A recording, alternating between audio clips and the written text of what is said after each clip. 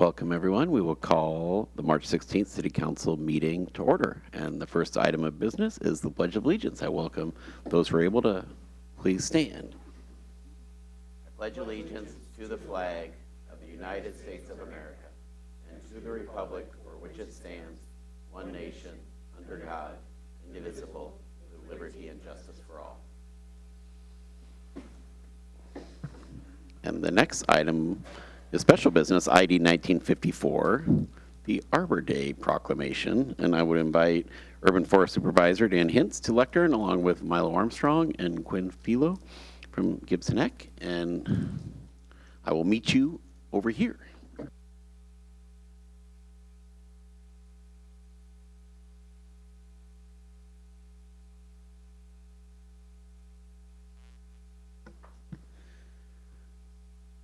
Okay.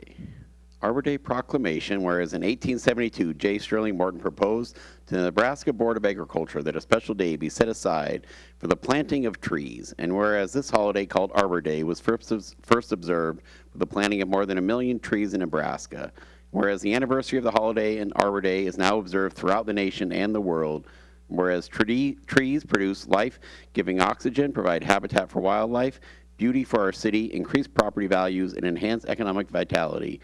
Whereas the City of Issaquah has been an active Tree City USA designee for 33 years, and whereas the City of Issaquah celebrates Arbor Day year-round with many events to enhance and expand our tree canopy, and whereas the City of Issaquah is celebrating its annual Arbor Day Saturday, April 4th, 2026 at Confluence Park.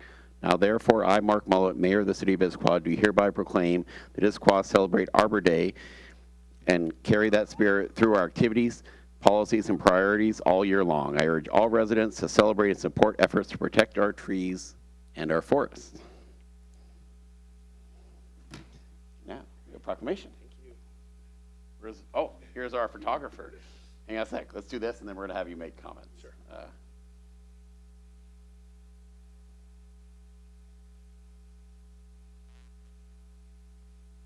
Okay, Mike is yours.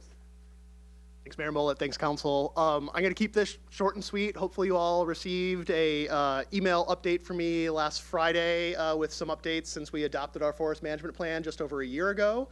Obviously, if there's follow-up questions on that, I'm happy to meet, chat, have conversations, but I think it's been a really productive year, working on our now 34th year as a Tree City USA community. I would love to invite anyone that would like to join us the morning of April 4th for our Arbor Day celebration at Confluence Park. We'll be doing a bunch of tree planting and other restoration and maintenance out there. And I did just want to take a minute to reintroduce or kind of highlight Quinn and Milo, who have been our two urban forestry interns from Gibson Eck. Quinn for 2 years now, which is awesome. Milo for about a year.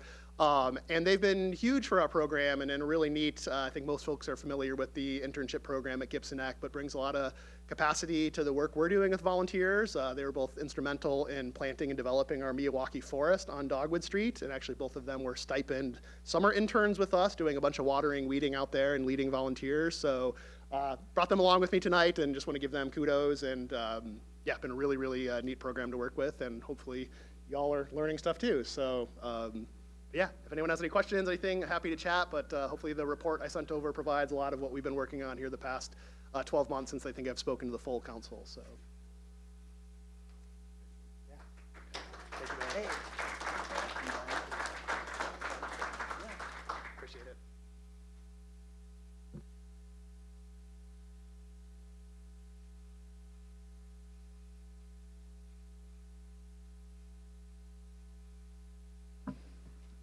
And the next item of business is ID 1961, the 2026 Transportation Advisory Board Work Plan. We're going to invite Andrea Leonard and the Transportation Advisory Board Chair, Erica Boyd, to present this item.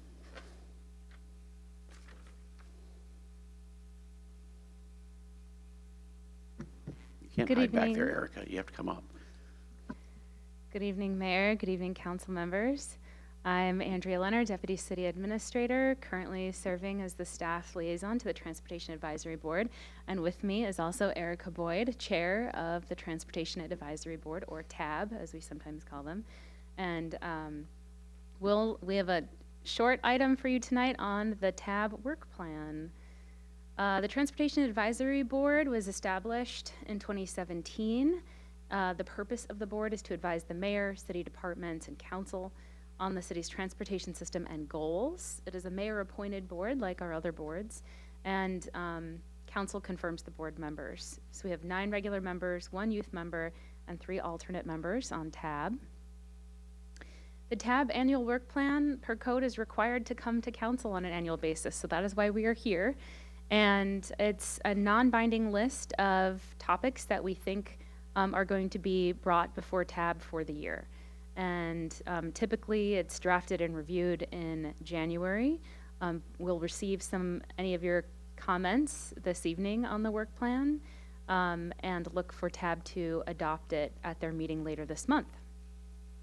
And of course, we do some mid-year reviews of the work plan to make sure we're on target and if we have any other items that come up throughout the year to add to it. But so far, this is our best guess as to what we will be covering this year with the Transportation Advisory Board. Of course, there's some administrative items, including establishing the work plan while we're here tonight, as well as doing training like we do with all advisory boards, election of officers. These are standard items for us, but it is part of board business. And I invite Erica to talk about more exciting things that is coming for TAB. Hello, everyone. Mayor Mullet, Council President Martz, and Deputy Council President Jang. I'm Erica Boyd. I am the Transportation Advisory Board Chair. I've been in this role a little less than a year, but elected twice due to some moving around of the election dates.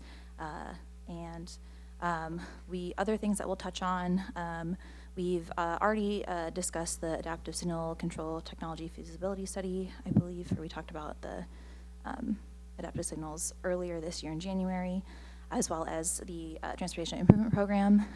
Really looking forward to digging into the Central Issaquah Station alignment study, touching on that multiple times this year. I know I've seen I know our TAB members have done grassroots advocacy with the encouragement and leadership of you all advocating for our light rail.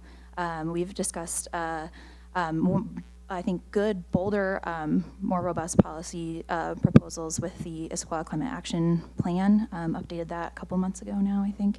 I think you all spurring us to dig a little deeper and move bolder. We'll further discuss microtransit services.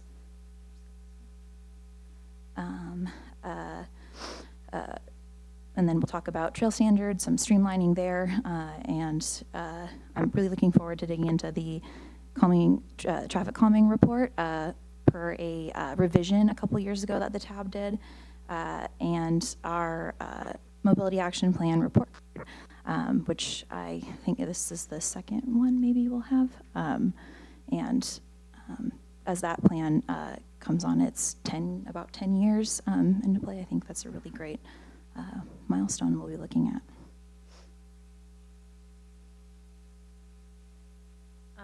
And as I said, next steps for the work plan is TAB adoption later this month.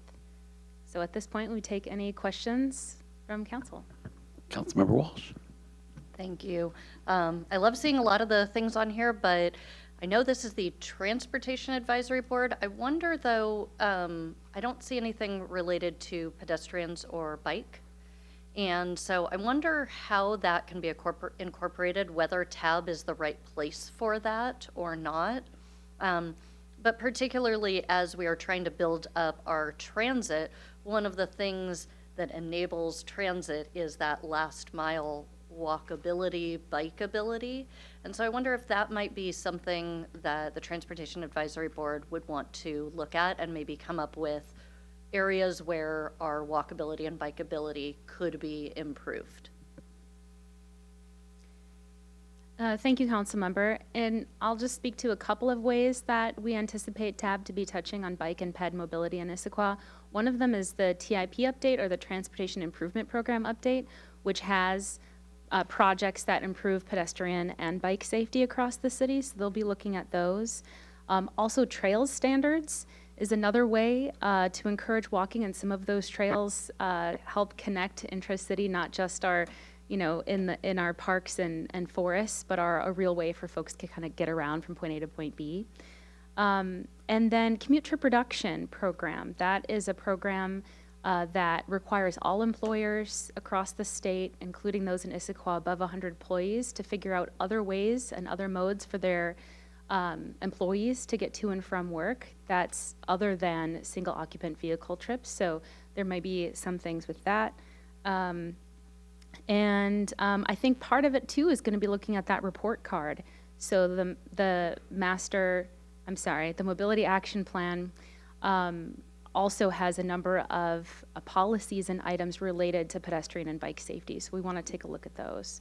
So those are some of kind of the ways that we're touching on it, but what I hear you saying is maybe wanting more of a focus on where improvements can specifically happen in Issaquah. And that might be something we can take a look at later this year, especially as we're gearing for another CIP update next year, a bigger CIP update. Yeah, I appreciate that. I think there's just an opportunity to really look at what are our gaps, what are the things that aren't helping our full transportation system. And I think a board like this could bring a lot of perspective into that and have a good conversation.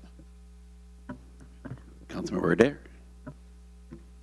Just a small thing and probably include, I just wanted to touch on it for when you do the micro transit services, I wanted to make sure that because we discussed briefly during that meeting about having like fixed route shuttle options as potential in that, and I just wanted to make sure that got covered when you get to that, because that is something I'm curious about as an option with that whole issue. So just wanted to make sure included. Did Deputy President Jang put you up to that comment? No. Councilmember Adair has independently come to the same conclusion as me, which is great. Deputy President Jang, go ahead. Yeah, so my understanding was that, Mayor Mullet, you were proposing doing some kind of bonding of our TBD funding source. And one of the things that you'd mentioned was, for us to come up with some projects that might be in the $1 to $2 million range. I would love to see if that's something that we could have TAB do as well, because, it's a broader group that might have ideas based on, where they live in the community, of things that we might not know. I think that would definitely be a good way to get some input from the community about what types of projects we might want to include in that bond. So would be great if we could add that to the work plan as well. Thank you. We anticipate those questions as part of the TI, or those discussions as part of the TIP updates. The first draft of the TIP update is going before TAB later this month, so we can start looking at what some of those projects are. Great. And then is there going to be an opportunity for committee members to provide input about additional projects that could potentially be included? They may provide input about those projects. We'll have to see what that discussion generates. Our list of projects come from a bunch of different sources. One of them includes accident data. Some of it definitely includes the reports from the community about where there's unsafe intersections or where the community would like to see as they submit report of concern requests. Those projects come from our mobility plans and our ICAP as well. So we usually pool from all these different sources, including community input, directly from those reported concerns to form the project list. So we'd love to hear if TAB has any other priorities that are very urgent. Of course, we'll want to hear that feedback. Great, thank you. Councilmember Joe, I'm warning you, your microphone looks very confused right now. I cannot tell. Oh, there you go. Less confused. Okay, there is no action necessary on this item tonight. And seeing no other questions, thank you very much. We will now move on to audience comments. And audience comments, for those in the room, we will call on you. For those on the checking in via the internet, please raise your virtual hand. For those coming in via the phone, please use *3. Please state your relationship to the city. Please keep your comments in that 3 to 5 minute range, and please be respectful and courteous. And with that, City Clerk Tisha, is there anybody signed up for audience comments? No one has signed up in advance. We do have a few members of the public with us virtually, so I'll monitor to see if any hands are raised. We are waiting for virtual hands. No one's indicating a desire to speak. Okay, so not seeing anyone wishing to speak for audience comments. You can submit written comments to the city at citycouncil@issaquah.gov. at any time. That takes us to our next item of business, which is the consent calendar. I do not have any remarks on the consent calendar, but I will ask committee chairs if you have any like to report on the consent calendar items. Looking, going once, going twice, not seeing any. I will now look for a motion. Mr. Mayor, the warrants and the accounts payables have been reviewed. Excellent. I reviewed them as well. Okay. Does any council member wish to remove any item from the consent calendar? Okay, not seeing any items. Is there a motion? Mr. Mayor, I move we adopt the consent agenda as published in this evening's packet. Thank you. Second? Okay, there's been a motion and a second. All those in favor, please say aye. Aye. All those opposed, nay. And that passes unanimously. That now takes us on to our next item of regular business, which is Agenda Bill 9159, 2026, Lodging Tax Advisory Committee funding. And we'd like to invite Economic Development Coordinator Jack Pedlow to present this item. Come on down, Jack.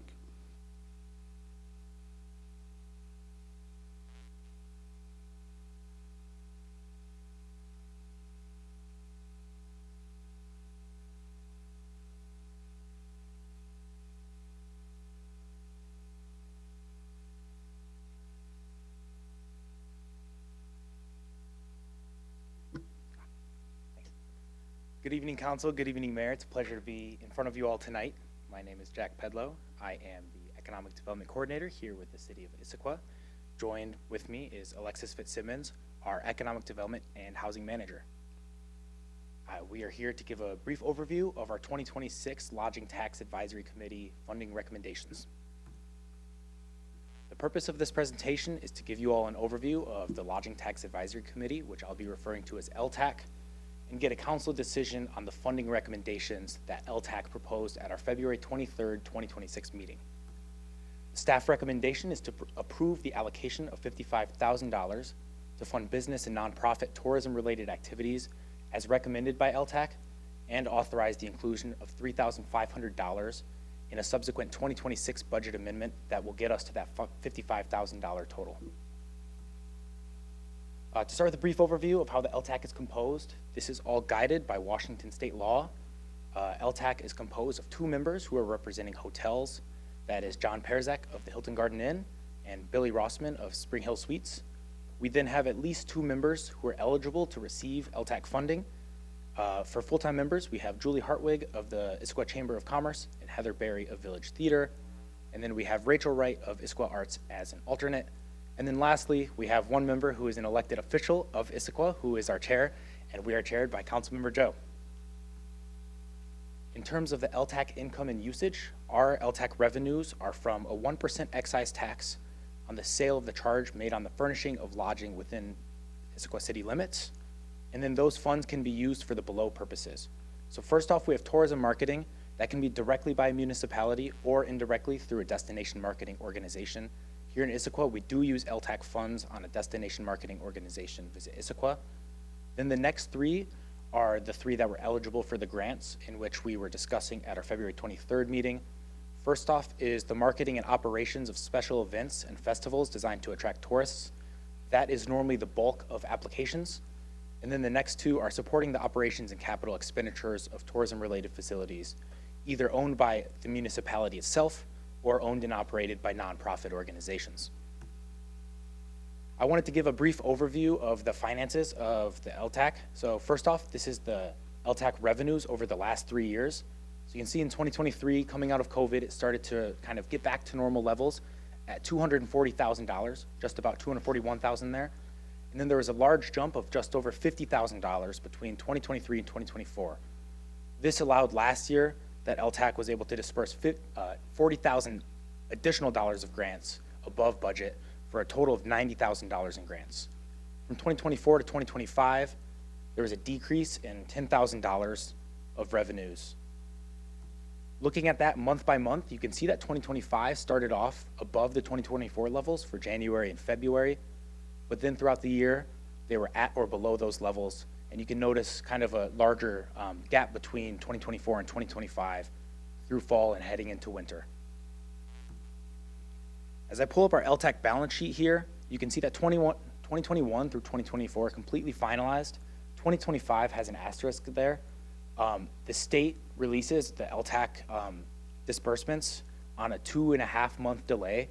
So the LTAC revenues for December aren't quite yet in the system. So you can see here that the revenues are at 288,000, but I just showed you guys they're at 283,000. So that gap is because December was projected to be higher than what it ended up coming in as. Otherwise, you can see here in 2026, those budget numbers were based on the estimates at the beginning of this budget cycle. Our beginning fund balance would be based on the end fund balance at the end of 2025. That also being decreased by $5,000 is $316,000. Then the 2026 projected revenue is at $275,000. We have some optimism that may be higher due to increased hotel costs and ideally some increased visitor numbers from this summer's upcoming FIFA World Cup. We also have some hesitancy around that number because Motel 6 is closed, so there's a few less hotel rooms on the market. Then going down to professional services there, you can see that that's at 223. The actual figure for that, which is our Visit Issaquah contract, is at 239,950, so just below $240,000. That brings us to our grant total, which was budgeted at $51,500, but we are hoping that it can be $55,000.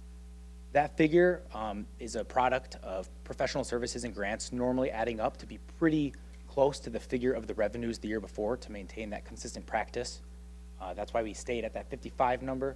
And then as you can see at the bottom, the ending fund balance has always remained around that $300,000 level. We worked with finance today to figure out that that's been pretty consistent since COVID. And so for consistency's sake, we wanted to remain around that number as well.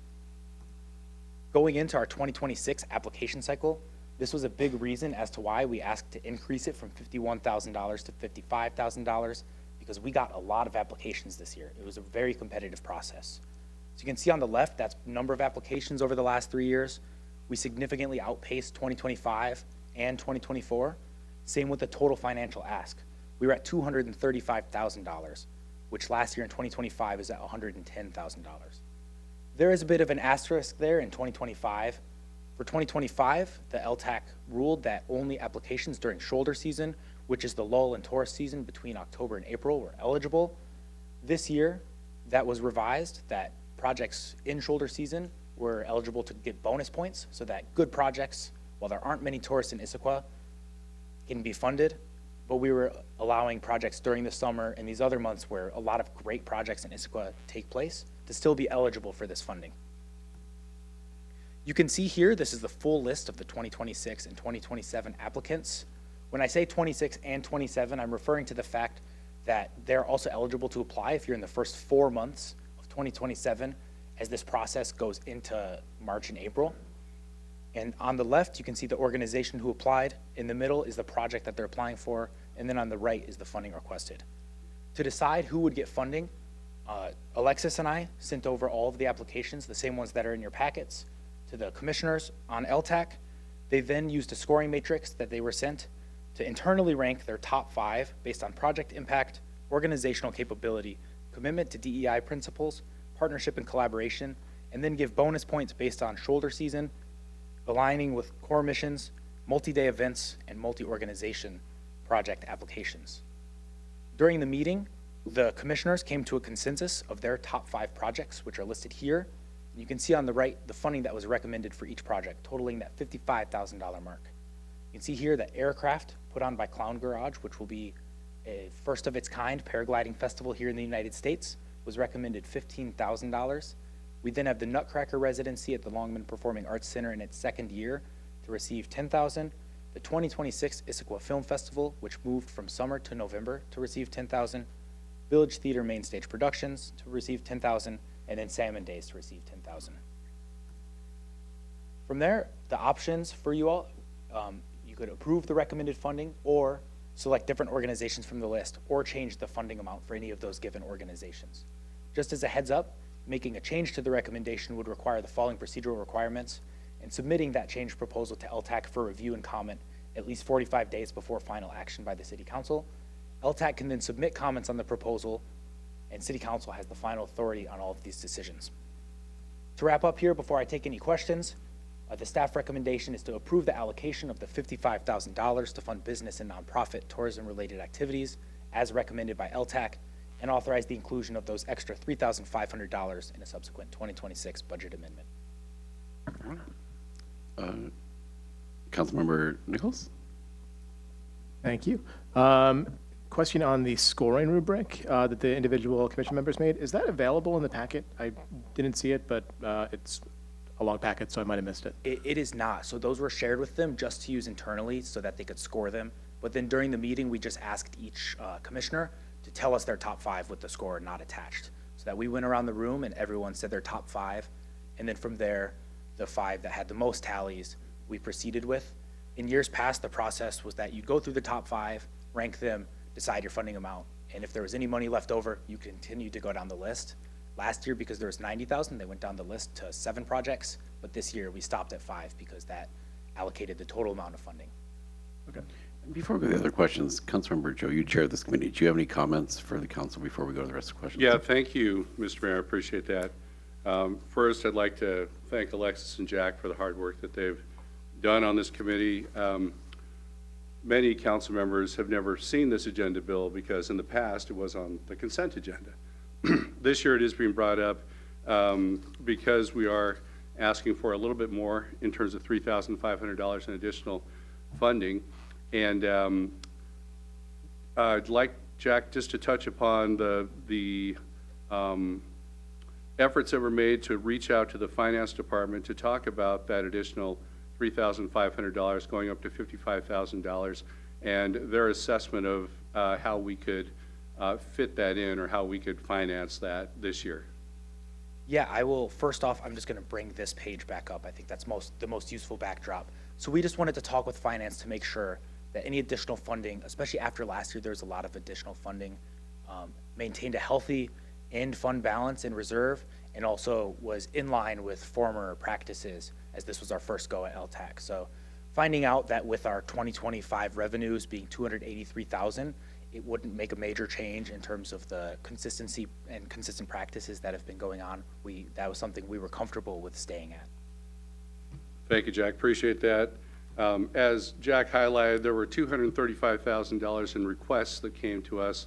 The committee did a fairly detailed and long process to get the projects down to $50,000 and then $55,000 total for this. And I really want to just thank the committee members that are there.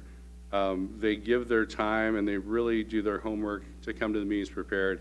And the conversations that we have are quite detailed. And I think that the recommendations that they're bringing forward were well thought out, and I'm certainly happy to answer any questions, or Jack can answer questions if anyone has those. But the one that's different from years past is the festival that will be coming to bring in paragliding as a festival for us. It's the first one in the United States. They do hold one in France, but because of our geography, our special geography with the mountains and the wind, there's no other place in essence in the United States that can put on this type of festival. It's going to be, of course, they'll be launching from Poo-Poo Point. There'll be landing spots both at the high school, potentially at the community center, potentially, and then paragliders could also go all the way into the state park and land there during the festival. We think it's going to be an exciting event and are looking forward to seeing that this summer as part of the LTAC package. The last thing I'll talk about is the way that we stacked these projects. So you see that Salmon Days is in October, and then you see that the Film Festival is in November, and then in December we have the Nutcracker coming. So each month toward the end of the year during that holiday season, we have a different event that LTAC is sponsoring in an effort to bring in outside visitors and overnight stays to the city of Issaquah during that season that is not as well utilized as other seasons of the year. So we'll take any questions, or hopefully Jack will answer the questions if anyone has them. Thank you. Okay, we're going to go down the line this way. I may be out of order, but Council President Martz. So what sticks out to me in one of the other slides that you had is that we're carrying an entire year's ending fund balance. So can somebody explain to me, as a council, we carry a 15-ish%. And I know there are various arguments for carrying other ending fund balances. Why do we want to carry an entire year's ending fund balance? Thank you, Council President. That's a great question. That's been a pretty consistent practice since COVID. We were looking back through the numbers to fully understand exactly why that figure. There's no specific policy that says it needs to be 1 year's worth of revenues, but that's just been the practice. I think there was some concerns, especially 2020 and 2021 with such low revenues, of keeping those on hand. And in 2021, in fact, there were no grants dispersed because of all of the revenues needing to go to professional services. So I believe that was some of the background, but we're certainly happy to follow any guidance on what that should be going forward or now. And yeah. And I see our city administrator is ready to comment. Yes, thank you, Mr. Mayor, members of the council. This fund balance was almost twice that just a few years before the pandemic. And so I think it was Mayor Polly's feeling at the time that that was too much. But again, as I think Jack's just described, we then had the unthinkable, and that was almost no revenue in the course of 1 year. So we hope that never happens again, but that is the explanation for the 1 year. Can I have Go ahead. follow-up? This is good work, and I'm not suggesting changing this work, but I think we should probably have conversations about ending fund balances. I certainly think that the revenue is nowhere near strong enough to keep like a 15 to 20% ending fund balance. But if we had had a 50% ending fund balance, 2021 would have been essentially okay, right? It would have been. We would have depleted funds, but it would have done its job. So I would like us to put, to file on the wall for future conversation where we have opportunities to have an ending fund balance that's a little bit tighter, because I think that there's been a position from a number of us for a long time that we should carry a robust and cautious ending fund balance, but not an excessive ending fund balance. Thank you. Could I respond to that? The $50,000 that was allocated to LTAC was put in the budget by the council. So when we review the budget this year, we can put a higher amount in there if we want to lower that ending fund balance. I look forward to that discussion during the budget process. Thank you. Deputy President Jay. Okay, I have a few questions, so bear with me here. So do any of the members of the Lodging Tax Advisory Committee have any kind of affiliation or business relationship with any of the applicants to the lodging tax funds? Jack, can I answer that? The state law allows for the applicants that receive the money can also be on the committee. It's a special law. So the chamber can receive money and have a chamber representative on there. And so can Salmon Days, and so can Visit Issaquah, or not Visit Issaquah, but DIA and other organizations. It's a special RCW. Okay, thank you. Yeah, I guess I'm just asking that because I've heard, basically 3 organizations that applied and did not get the money reached out to me and asked, what happened. And so, upon looking at the different applications, just on their merits, I think the ones that did win probably were the ones that had the best benefit towards tourism. But it is notable that of the organizations that won awards, the Chamber of Commerce organizes Salmon Days. The CEO of the Chamber is on the Lodging Tax Advisory Committee, and their request was funded. Village Theater's Director of Operations is on the Lodging Tax Advisory Committee. Their request got funded. The Issaquah Film Festival is organized by Issaquah Arts. The CEO of Issaquah Arts is an alternate on the committee. Nutcracker is a partnership with Issaquah Dance Theater Ensemble and Issaquah Arts. And Aircraft, I think that one, I don't think they necessarily have someone who's on the committee, but when 4 out of 5 of the applications that have someone who's on the committee get funded and then 10 other ones don't, I do think, other folks in the community have questions. And I think it would probably be helpful, in the interest of transparency, to publish some of the actual scoring so that there's more insight into, how these things were determined. Because there's definitely been a lot of, questions about that. Yeah, this year was certainly a little bit different in how competitive it was. Last year, being able to grant $90,000 of the $110,000. It was great that so many of the organizations were able to receive funding. This year it was just at about 23.5%. So it's a bit of a bummer to have to tell so many organizations who have these great projects that we weren't able to fund it this year. But for every single project, it was only able to be discussed, or we only were proceeding with it and seeing if it was viable, if they had enough votes within people's top fives that it was moving on. So even if everyone voted for their own, it still had to have 3 or 4 other people who believed that they were one of the top 5 projects based on their ability to bring tourists to Issaquah and their ability to get people in hotels overnight. But I certainly hear that. And Councilmember Joe, do you have any comments, having done this process on that? Yeah, the only comment I would have is to point out that while Village Theater, Salmon Days, the Nutcracker, and the Film Festival all requested $15,000, they only got 10. We took $5,000 off of each one of those. They weren't fully funded. And that was part of the robust debate that we had in terms of trying to find a way to fund as many different projects as we could in a meaningful way. It doesn't do an organization any good, for example, to get just $1,000 and spread the peanut butter too thin. That doesn't enable them to get their project off the ground. So we reduced each one of those by $5,000 during our conversation as part of the debate, but still wanted to make sure that there was an impact from those dollars to those organizations so that they could bring outside visits to Issaquah and have people stay overnight because they're traveling from more than 50 miles outside of the area. So that was the reason for that disbursement for those particular funds, projects. Thank you. Great. Thank you. I guess in the interest of, potentially dispersing more funds, I'm noticing the professional services line is a very substantial portion of the total revenues that we're bringing in. My understanding is that's primarily Visit Issaquah, and the amount has grown by over 60% between 2021 and 2025. So could you speak a bit more to how that contract size is determined and, what goes into that?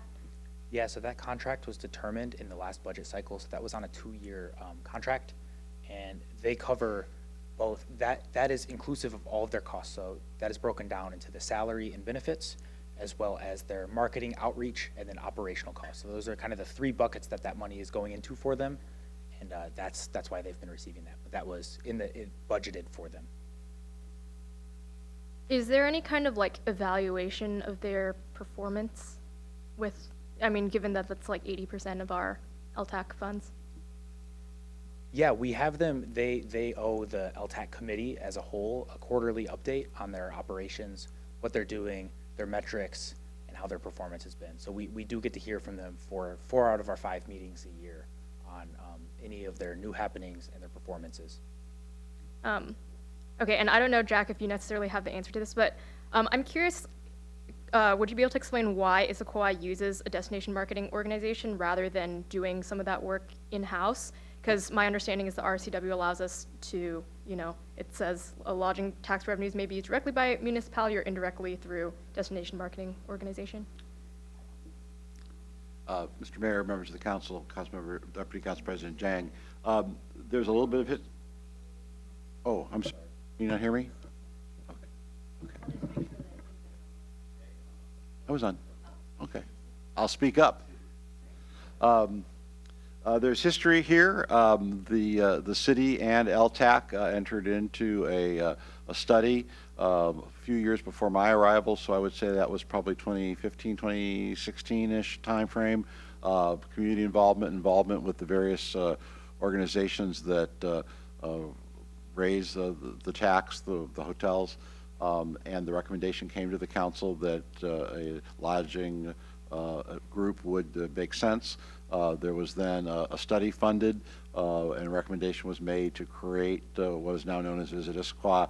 It started in 2018, I think, and has been in place ever since. During the pandemic, there was a kind of rethinking of what Issaquah would be doing, and then since then, that has grown, as you can see, by the dollar amount. So the contract is reviewed by the City Council every 2 years when it comes up. The council has the ability to approve or disapprove or ask for additional information. So that's just some of the background. In direct answer to your question, there is nothing special about having such an organization. Many communities do, many communities don't. And those that don't have it, these funds could be used by city staff or another organization. Chambers of Commerce, for example, are often contracted to do this kind of work instead of having a separate destination marketing organization. So those are all issues that the council could discuss in the future, that LTAC itself, I know, has discussed in the past, could discuss again in the future, but there are multiple ways to do this. Great, thank you. And Councilmember Adair. There we go. One, just real quickly, I did also want to highlight that aircraft festival that I actually been hearing about it months ago, and I'm excited to see it coming around, and I'm very excited for it. But my question is actually a financial one, actually on this page that I'm curious about that hasn't quite been addressed, is that I don't understand the ending balance of 2025 being 321, but the beginning of 26 being 282. You mentioned a $5,000 difference, but where's the other 30,000? Yeah, so on that one, the 2026 budget was based on the estimates at the very beginning of the budget cycle. So the 5,000 was actually the difference between the ending fund balance listed on here and the actual ending fund balance, as those December projections were a little higher than what we ended up taking in. So the 2026 beginning fund balance is that $321,000 or $316,000, but that was just listed as the estimates that were initially in the budget cycle. So that's why that 2026 budget number was like that. When it was pulled from Munis, it was just what was projected to be there. So the ending fund balance, or I suppose the beginning fund balance in 2026, is actually higher than it was projected to be by quite a bit. So there's going to be essentially another 30,000 available for 2026 that has just not been budgeted into this yet. Okay, that could potentially go to some more. Potentially, we're still collecting revenue, so Okay, so it's depending still on what being happens locked down. with revenue. Okay, all right. So, but that basically, when you get to the actuals, that number will be increased, and then these things will actually match.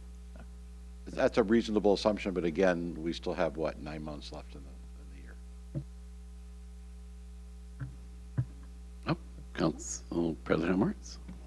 So I just want to be clear that I'm understanding right. This is a biannual process, and it's coming up this year, right?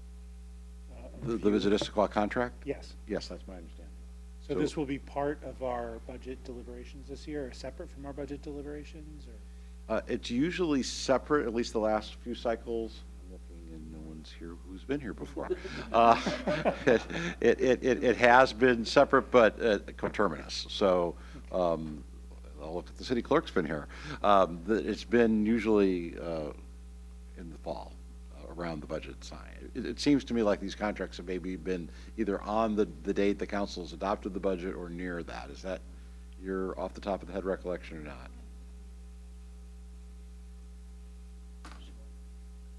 Okay. We'll go back and look and see what the approval history has been. Okay, but it'll be something, in the ballpark of when we're doing our That's correct. biannual That's correct. budget process this fall, if not part of it, adjacent to it. That's correct. Okay, thank you. Councilmember Nichols. If it's under the approval threshold, will it still be in that discussion?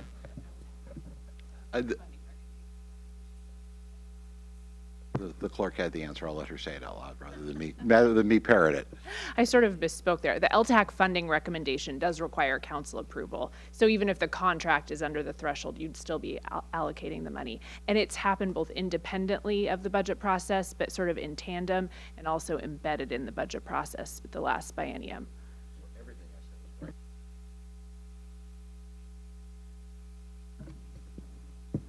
Councilmember Joe.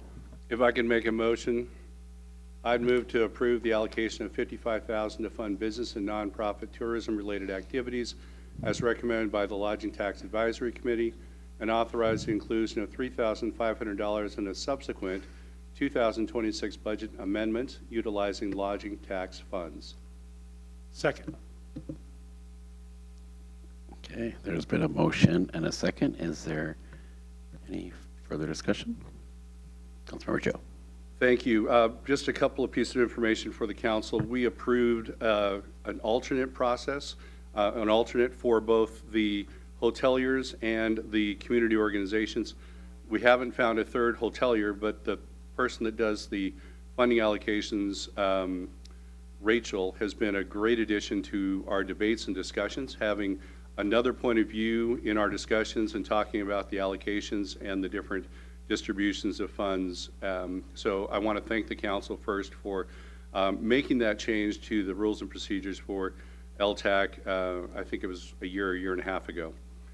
Secondly, I would just, again, thank Jack and Alexis for the hard work.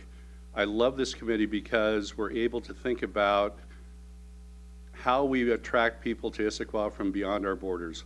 What kinds of programs or events can we put on that will have a flair and an attraction to people 50 miles away or people that want to stay overnight in our towns? It makes our committee and all the members think, what are we doing as a city to make sure that we are being robust in our efforts to connect with people on the outside and be attractive as a destination city for all the different activities that we do. So I thank council leadership for appointing me to that committee, and I do enjoy the work quite a bit, and I'd hope that this recommendation gets approved this evening. Thank you. Councilmember Walsh. Thank you. Really appreciate these recommendations and the work of the committee. I'd like to take a moment to really think about this funding from an abundance mindset, because this is one of the areas, if we think about our city funding, if one portion of our funding comes from sales tax revenues, then by putting money out in this area and generating revenue for the business or the event or whatever that is, we are also generating revenue for ourselves. And so it's a virtuous cycle in that way. It also gives experiences to our residents. So I would really like us, I would like the LTAC committee, as we are thinking about this, really to put an extra focus on what is new or what wouldn't happen here without this funding. And I think the Aircraft Festival is a really good example of that.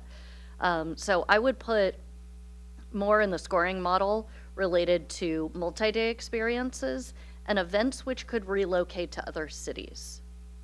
I think those are really important because they act as net new revenue for the city, for the tourism-related businesses, and for LTAC itself. Because those types of events are things that aren't necessarily going to happen. Whereas as much as I fully and thoroughly love Salmon Days and Village Theater main stage productions, those are things that are very much Issaquah-centric. They're not going to go someplace else. And so I think thinking about the way that we put this funding out into things that create net new revenue and net new visitors for the community is a really important element of understanding that these funds have the ability to generate revenue in many ways. So that would be my thought process. Okay, let's sing. Oh, Council President Marks. Thank you, Mr. Mayor.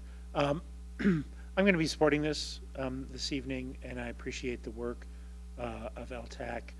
I share the Deputy Council President's comment about, in a process where only 5 of 22, get accepted, I think more transparency is a good idea, just because, it always sucks to, put hard work into applying to the city and not getting it. So I think in the future, seeing that a little bit more would be great. I also think in the future, this seems like a classic case of the Foursquare impact versus investment, right? Where on the one side you have what's the impact of the investment, and the other side what's the magnitude of the investment, right? And you do the high impact, low cost, and then you do the then you think about the high impact, high cost, and then you think about the other two if you have room for it. But I mean, I share it, like Salmon Days, this is a rounding error for Salmon Days, right? Versus it's going to make this aircraft festival. So I'm not suggesting going back and changing what we've done for this year, but for upcoming, I think your rubric, Councilmember Walsh, is well poised. Thank you. Deputy President Chang. Yeah, definitely want to echo those comments in terms of making sure that, the money that we're putting in is really like moving the needle on some of these projects. I think also, towards that end, I think reevaluating just the breakdown of LTAC funding, should it really be that only 20% of it is going to these types of events and 80% of it is going towards a destination marketing organization? I don't know that that's the best breakdown, and I look forward to having that discussion later this year. And I will be supporting this tonight. And thanks for the committee for all their work on this. Councilmember Nichols. I think echoing the general sentiment of it would be interesting to see in future years some additional information, both from a transparency perspective, just what was the thinking behind some of these. I think I trust the good intentions of everyone, but it would be really nice to know some of the details behind that and what the motivations are, as I also think that could help guide us and help us understand better what's important to this community. Another framing on a point that was already brought up is just looking at these as far as things that, from a marginal investment perspective, what are the things that are probably going to happen anyway, versus the things that, as was pointed out, might not happen at all if they're not funded. I don't think anyone is going to sit on this dais and say anything against Salmon Days, but it's again, it's an event where we have very limited grant funding. It's a large enough event that I would expect it should be able to pay for itself in most respects, versus some of these much smaller ones that, well, if they don't get some grants, they're not going to exist at all. So it would be something that would be interesting to look at in the future, though I will also be supporting this motion. All right. And I will say, 18 years ago, I did get certified as a paraglider, so I promised to bring my glider out of the garage, and there will be a mayor glider landing at some point between August 13th and 16th, and and I think we hear you loud and clear. I think, and my commitment to the council is we will have a discussion on these topics, not lumped into the whole overall entire budget process, but we will make sure there is time so we can have these conversations. And I think, to Councilmember Walsh's point, I think one thing as an option going forward is definitely we can increase the grant amounts, not if we feel that the ending fund balance isn't right. I think it's not like you have to correct it all in 1 year. I think it can give you time so you could support some of the ongoing programs people love, like Salmon Days and Village Theater, but also expand some additional opportunities for other people who haven't traditionally been able to get grant awards because of the finite funding. So it could, I think there is good opportunities as we have this discussion going forward. With that, if there's no further discussion, the motion before the council is to approve allocation of $55,000 to fund business and nonprofit tourism-related activities as recommended by the Lodging Tax Advisory Committee, and authorize the inclusion of $3,500 in a subsequent 2026 budget amendment utilizing lodging tax funds. All those in favor, please say aye. Aye. All those opposed, nay. And that passes unanimously. The next item of business is new business, ID 1993. This is a new business request. So this is public reporting on immigration enforcement activity. I'm going to read kind of a brief background of how the new business request process from the council works. And it's outlined in the city council rules. Councilmember Nichols submitted a new business request for tonight's meeting. Now is his opportunity to introduce the item. Following the introduction, the city council will decide whether they'd like to move this item forward to allow the administration to provide input on the proposal. This is done by a motion and a vote. If this item receives support from a majority of the city council, then it will be scheduled for a future council meeting where the administration will share their recommendations. The council will then be asked whether a majority supports adding the item to the city work plan and scheduling it for a future committee or council meeting for review or action. I think at this point in time, our best guess is that future meeting would not be the next meeting on March 30th, but rather the meeting after that, which would be on Monday, April 20th. And I now invite Councilmember Nichols to introduce this item. Thank you, Mr. Mayor. So I am bringing forward a new business item tonight regarding public reporting on federal immigration enforcement activity in Issaquah. First, just a brief bit of background. On March 2nd, the administration sent us a very good informational memo that clarified steps our police department would take when federal enforcement activity occurs in the city, and I really appreciate that memo. I believe our staff and our officers are making good faith efforts here, and from what I've heard, they have been really helpful in getting information to many people and connecting residents with services. That memo, just for those in the public that might not have read it, outline specific commitments that already exist within policy. In summary, our officers would make reasonable efforts to verify arresting agents are federal agents with valid warrants. They would attempt to confirm whether someone has been taken into federal custody. They would secure a residence left open after enforcement activity. They would coordinate care for unattended children through CPS or Family Connections. And they would respond to 911 and non-emergency calls from residents reporting enforcement in their neighborhood. Now, the difficulty, which I have heard expressed, is that knowing what has really happened in practice is difficult. How many events have occurred in Issaquah? What did Issaquah residents ask for when they did make those calls? And what did we as Issaquah do? Right now, it's difficult to answer those questions cleanly and easily. This new business item asks the staff to come back with a draft ordinance that establishes periodic public reporting on these categories of activity. The reporting categories would follow what the administration has already committed to. I do want to be upfront with this that I don't expect this reporting to necessarily be easy, clean, or even complete, especially at the start. I think this will be difficult, and some of this information will be hard to capture. And I think that's okay, because the goal is to build the best shared picture of what we can of what's happening in our city, so that this council, the administration, and the public are working from the same set of facts, imperfect as they may be. I also think it's worth stating that it is unfortunate that municipal governments are in the position that they're in, where we are effectively the front line of communication on many of these issues. People call the city because they trust us, and they have nobody else. And whether we asked for that role or not, we do have it. So if we have it, I believe we owe it to our residents to communicate what we know, even when that knowledge is inherently imperfect. I also want to note, as a new business item, this does not bind anything tonight. It just asks the staff to bring forward a draft with their best assessment and their best perspectives. So I ask my colleagues for your support.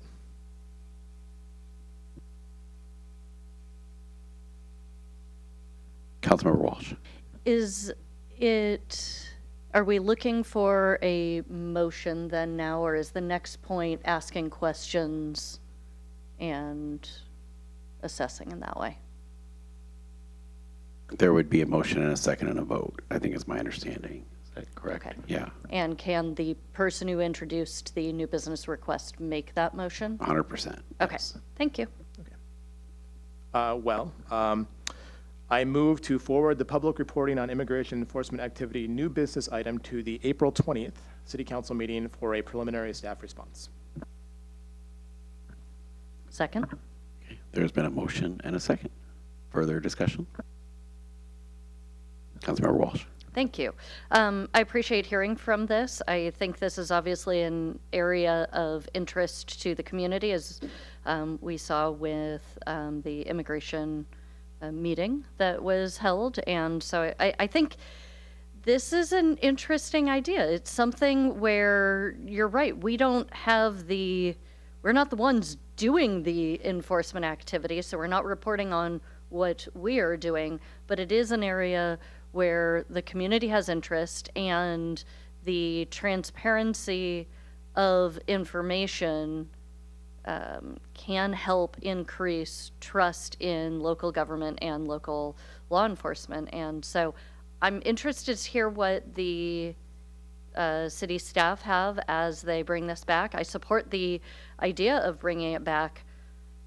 It's just it's a very interesting concept of putting ourselves forward into this area when there isn't a lot of either legislation or requirement. And so I'm interested to hear what other council members have to say. Okay, I lost track. When I lose track, the default goes to Council President Martz. Oh, wait. Okay, we're going to Councilmember Adair. We're going to go the other way this round. So I will alternate when I lose track of which end I go to on the dais. Yeah, my comments are, I do support this. I've discussed previously that this issue is important to me, and I've had a lot of conversations with community members who have these questions, who, I acknowledge that, the administration's done, the immigration town hall we did and the website have been helpful, but I don't think kind of the work is done. Because there's a lot of people still scared, still organizing groups, still hearing about incidences in nearby towns and wanting some information, wanting to know what the city is doing, wanting to know what is happening in their community. And I think this could be a good tool to help get it down that line, because I do think we need to be very vocal of what is happening here and what we are doing about it, because there's still a lot of fear in this community.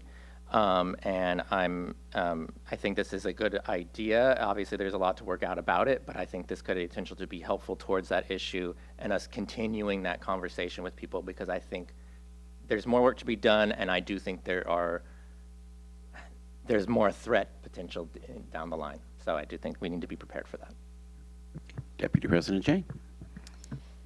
Yeah, so I will be supporting this as well. I think, as Councilmember Nichols mentioned, the city of Issaquah, amongst all government agencies that are out there right now, we actually enjoy very high trust from our community. And I think one of the key components of that trust that I think generally have done a good job of, but can continue to strive to be better at, is transparency. Right now, the way that people find out about immigration activity is from social media, Facebook, Reddit, et cetera. And that's, there's rumor mills that start. And so without having a trusted entity able to say, this is what happened, this is what we know, this is what we don't know, then, just all bets are off. I'll also talk a bit I'm also on the board of the Issaquah Alps Trails Club, and we sometimes have to do these types of communications where there's rumors about things like logging sales. And so in those types of situations, not saying anything is actually the worst possible option, because then people, there's just all sorts of rumors. And there's a recent logging sale that, it's like still very early in the process, but we basically published an article saying, okay, this is what we know. We can't really actually share any other information at this time because we don't know anything, but once we have information, then we will share it. And that, basically after that, people saw the logging sale signs on Tiger, they searched it up, they found the article, they're like, oh, well, they will tell us when there's more information, and that's actually something that, builds trust in the community. I think saying we don't know is a perfectly acceptable thing to say, as long as the community also trusts that we are working to figure out that information and we'll share it as soon as that's available. So I do think that this is, really important to maintain trust with our community. And, obviously there's considerations with how exactly what's reasonable for us. This is a particularly sensitive topic, but I definitely support bringing more transparency on this issue. Council President Martz. So of course, federal immigration policy is an extraordinarily complicated and contentious topic, and also wholly not within our bailiwick to decide. But the safety of our residents is our responsibility. And I agree both with the sentiment that this is an opportunity for us because of the public's confidence in our police department and in our public safety, as well as the idea of, I'm going to plus one what I call reality-based governance. Philip K. Dick said, reality is that which, when you stop believing in it, doesn't go away, right? So it is important that we understand what is happening in our city. And this will be a step in that direction. I think that regardless of where people sit on the political spectrum on the subject of federal immigration policy, I would hope everyone would agree that understanding what's happening in our city to our residents is important. Thank you. And so, of course, I will be supporting this. Okay, not seeing any other discussion. So the motion before the council for this vote is to forward the public reporting on immigration enforcement activity new business item to the April 20th City Council meeting for a preliminary staff response. I think we have our city attorney, Rachel, here, and we have Chief Schwan here, so I think they heard the gist of what was being asked, and that's why they were in attendance tonight, so they can help figure out what that first response will look like. All those in favor, please say aye. Aye. All those opposed, no. And that passes unanimously. So this item will be discussed again at the April 20th City Council meeting. That takes us to the committee regional reports, and we're going to start with Councilmember Adair. I only have a brief thing. I had an informal meeting with the Wyra 8 Salmon Recovery Council and the Kokani Salmon Recovery Committee just to get up to speed. We just had a collective meeting, but then the next official meeting will be on March 19th. Excellent. Councilmember Nichols. Very briefly, the Eastside Transportation Partnership met last Friday, though I will defer for the committee report to the committee's vice chair. Councilmember Joe. Thank you, Mr. Mayor. Cascade Water Alliance Board will be meeting on March 25th, 3:30 p.m. And the Cascade Water Alliance Public Affairs Committee will be meeting on April 1st at 9 a.m. That concludes my report. Thank you. Councilmember Walsh. Thank you. I have 3 reports, going in reverse order. The ARCH, which is a regional coalition for housing, has started up their new Council of Elected Officials, and we have our first meeting next Thursday on March 26th at the Together Center at 5 p.m. And that's just an introductory piece just to try and understand what that group of individuals is going to be doing in the work for ARCH and what our understanding is of that. We also have started up our own Council Rules of Procedure Ad Hoc Committee, which I am chairing. And we just got a few meetings on our calendar. Our first meeting is next Tuesday, the 24th. From 6:30 to 8 p.m. And that is 3 of our members just discussing what our rules for things like the new business request item and other things and how we might better organize ourselves. And so looking forward to those pieces.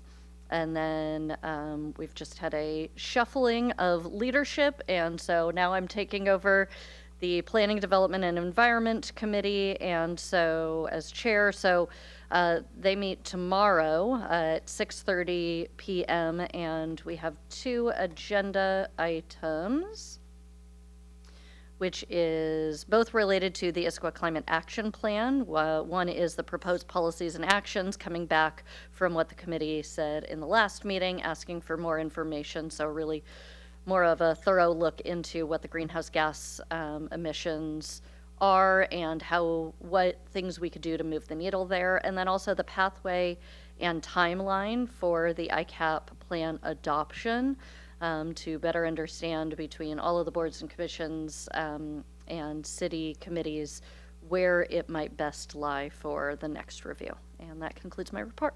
All right. And our own city administrator played a very large role in ARCH, encouraging more elected official involvement in distributing housing dollars. So we can give Wally a thanks. Deputy President Jang. Great.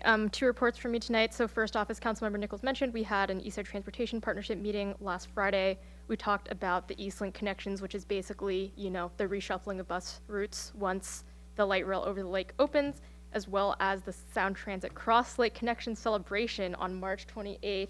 Very exciting. It does appear, based on people's expressions, that there will be potentially a majority or quorum of council members, so maybe it should be noticed as a public meeting. It will be starting at the Judkins Park Station, which is in Seattle, because that's where they have a big enough space to accommodate everyone that they expect will attend. And then there's different events at all the different light rail stations on the 2 line on the east side, so should be fun for the whole family. And there's also a pre-ride on March 27th, so it's the day before the official opening. You should have received an invitation from the CEO of Sound Transit to get to ride the train early, so if you didn't, let me know. So that should be very fun. And then the King County Regional Homelessness Authority has an upcoming meeting on Friday, March 27th. And that concludes my report. And Deputy President Chang, I heard you're also going to be wearing a purple shirt in Tacoma on Wednesday. Is that true? This is right. I like will it. be wearing a purple shirt, but not the official one, because apparently there's only size extra large. Okay. Council President Martins. Thank you, Mr. Mayor. First, I do want to mention, as briefly alluded to earlier, in my first act as council president, I did move to a new baseline of committee assignments that would be compliant with our rules of procedure, as well as spreading leadership opportunities around. So mobility and infrastructure will continue to be chaired by Councilmember Joe, but I will be returning to it after a decade's absence from mobility and infrastructure, as well as our to be determined council member. And then Planning, Development, and Environment Committee will be chaired by Councilmember Walsh, with Deputy Council President Jang and Councilmember Nichols also on that committee. My old favorite, I tearfully left Services, Safety, and Parks and put it in the capable hands of Councilmember Adair, with Councilmember Nichols and our new to-be-determined council member also on that. And then the Rules of Procedure ad hoc continue to be Councilmember Joe, Councilmember Nichols, and Councilmember Walsh. And then Eastside Fire and Rescue will be Councilmember Walsh and Councilmember Adair, moving from alternate. A new alternate will be determined shortly. So this should spread the opportunities for both leadership and membership around within the organization, and again, not require an exemption on the or a waiver on the rules of procedure. I will also mention SCA Public Issues Committee did address the countywide revenue proposal for King County Transit District. I want to say that the conversation that we had here actually had an influence on how it turned out, because people wanted to put a specific number in, and because we had had a conversation around the idea of 20 to 25%. What I could say was, I know, and in consultation with Councilmember Adair, who was the alternate on SCA PIC, I was able to say, you know, because there was really quite a bit of debate. There were a number of cities that really wanted to peg that number a lot higher than 20 or 25%, and it was at least 20 to 25%, right? So I said, you know, I can support 20 to 25%. I can't necessarily, in good conscience, support a higher number, because I haven't heard that from my council, and there was a concern my council expressed about the state of roads in unincorporated King County, and so I and others, you know, basically got this 25% number in. So if you ever wonder whether these conversations that we have here in this room about SCA PIC actually have an influence, they do. Also, we were supposed to talk about potential affordable housing regional initiative, but the transportation district took the entire 2 hours. So we'll be having that one next. It's not as time critical. Then SCA board will be looking at the appointment of members and alternates this upcoming Wednesday, as well as considering adoption of that SCA policy position from PIC. PIC makes a recommendation to the board, and then the board actually determines whether that's going to be SCA policy. There will also be a discussion of the equity and inclusion cabinet that is being revitalized right now. This concludes my report. All right, excellent. For the mayor's report, we are now accepting Issaquah Hall of Fame nominations. Nominations are open for the Issaquah Hall of Fame.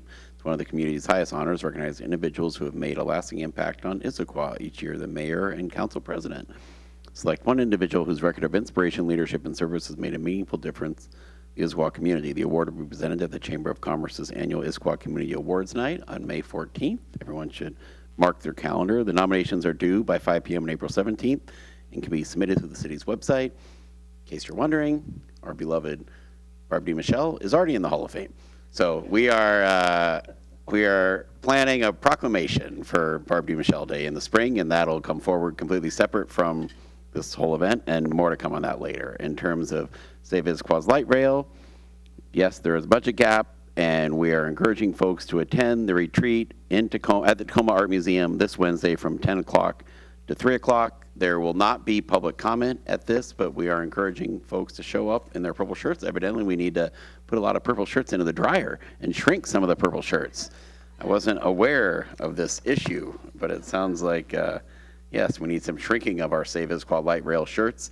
There's actually a bus that's going to leave right here from City Hall at 8:30 a.m., and you can RSVP to Andrea Leonard, and we have, I think, I don't know, 3-4 spots still left on the bus if folks are interested, and that'll be this Wednesday. And the following week on March 22nd at downtown at the 401 South Jackson Street from 1:30 to 4, we have the actual monthly Sound Transit Board meeting where they do take public comment. And so at that meeting, once again, we're encouraging folks to show up and talk about the importance of Issaquah's light rail line. In terms of upcoming events, council applicant info session. This is on March 21st. So the city council currently has a vacancy and is accepting applications for the position right now. That actually opened up last Friday on the 13th.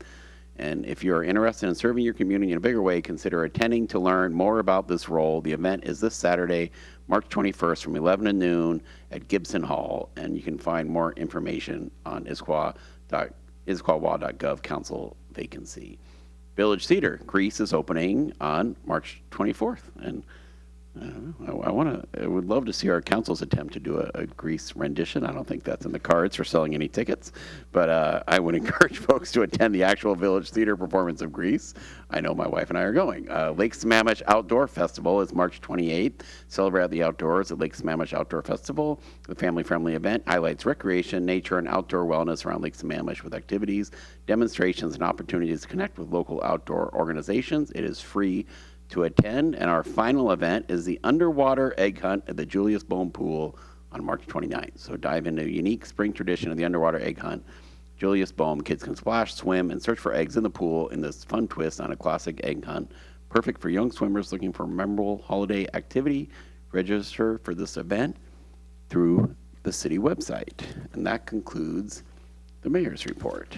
And that takes us to go to the order. Councilmember Joe. Thank you, Mr. Mayor. I'd like to extend a thank you to the city. The power was out on Friday night, and yet you kept the barn lit up with a generator so the Kiwanis could hold their event. And while it wasn't attended to the rafters, there were still a number of people that were there, and a good time was had by all, and some money was raised for nonprofits. And please keep in mind, I'm saying this thank you not as a member of the Kiwanis, I am a Rotarian, but I just want to thank the city for making that possible in a situation that was quite, I wouldn't say desperate, but was a little bit hairy for everybody. I would also like to thank the city for their great communication during the power outage, letting us know what was going on and where the challenges were, and appreciate that the power was back on in time for everyone to enjoy their Saturday and the rest of their weekend. Thank you. Well, let the record show the Rotarian mayor also went to bat for the Kiwanis event at Pickering Barn. There was lots of love between the Rotarians and Kiwanis. It's not the UW versus the Cougars. It's a very different relationship. Any other good of the order? Okay, not seeing any of the upcoming meetings. Monday, March 30th, we'll have a regular council meeting, anticipated agenda items, the 2026 legislative session report out, Issaquah History Museum track use and trolley funding amendment on Monday, April 6th, Committee of the Whole. We will discuss the park bond renewal and a facilities update. Tuesday, April 7th is our special council meeting to hear presentations from those who have submitted city council vacancy applications. Those applications are due on Thursday, April 2nd. There is no executive session tonight. And with that, at 8:18, we are adjourned.